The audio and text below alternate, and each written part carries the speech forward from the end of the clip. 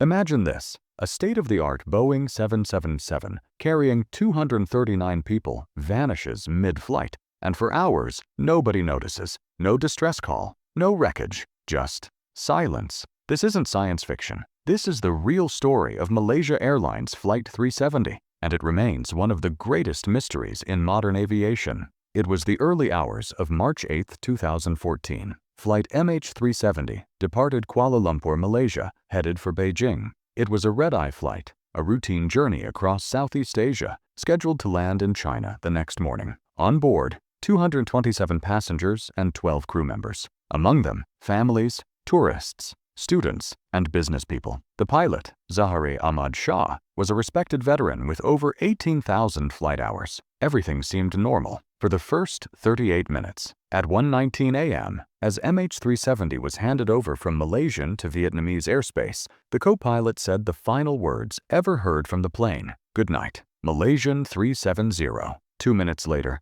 the aircraft vanished from civilian radar. No mayday, no alerts. Controllers assumed it was a technical glitch. It wasn't. Military radar still had a lock. The plane had made a sharp left turn, crossed back over Malaysia, flew over the Strait of Malacca, and headed toward the Andaman Sea. Shockingly, air traffic controllers didn't raise alarms for hours. It wasn't until MH370s failed to check in with Vietnamese controllers and didn't land in Beijing that a full alert was issued. By sunrise, families were gathering at airports, desperate for answers, but there were none. The plane had simply vanished. Authorities launched massive search efforts in the South China Sea based on the plane's last known location, but they found nothing, not a trace. Then, days later, came a twist. Malaysian military radar showed that MH370 had reversed course, crossing the Malay Peninsula. But where was it going, and why? That's when Inmarsat, a British satellite company, provided an unexpected breakthrough.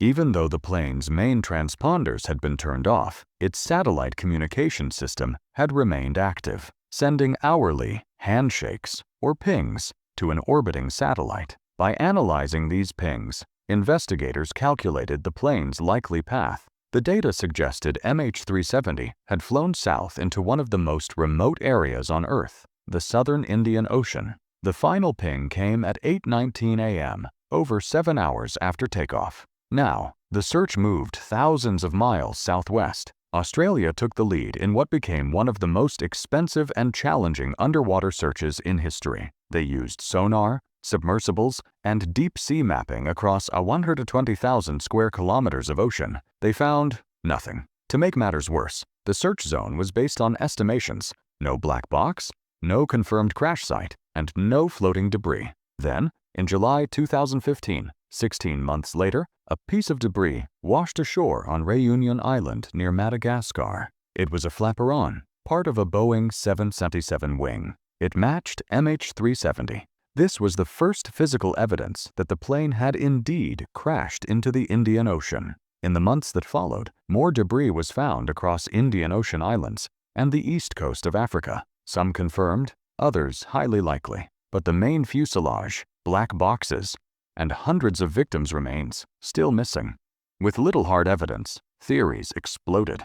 Pilot suicide? Captain Zahari's home flight simulator showed he'd practiced a similar route into the Indian Ocean, but there was no clear motive, and his family denied any wrongdoing. Mechanical failure? Could an electrical fire have knocked out systems and incapacitated the crew? Unlikely. The plane flew for over 6 hours. Hijacking? No terror groups claimed responsibility, and there was no evidence of forced entry into the cockpit. Cabin depressurization? Some believe everyone on board was knocked unconscious, and the plane flew on autopilot until it ran out of fuel. But that doesn't explain the initial sharp turn. The Malaysian government faced heavy criticism for delays, misinformation, and a lack of transparency. At one point, they falsely reported the plane had turned north. Some believed the truth was being hidden.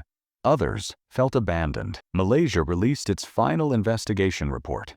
It concluded the plane was manually turned off course but couldn't determine who was responsible or why.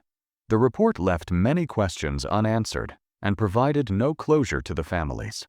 Private companies like Ocean Infinity later resumed the search using advanced underwater drones, but still found nothing.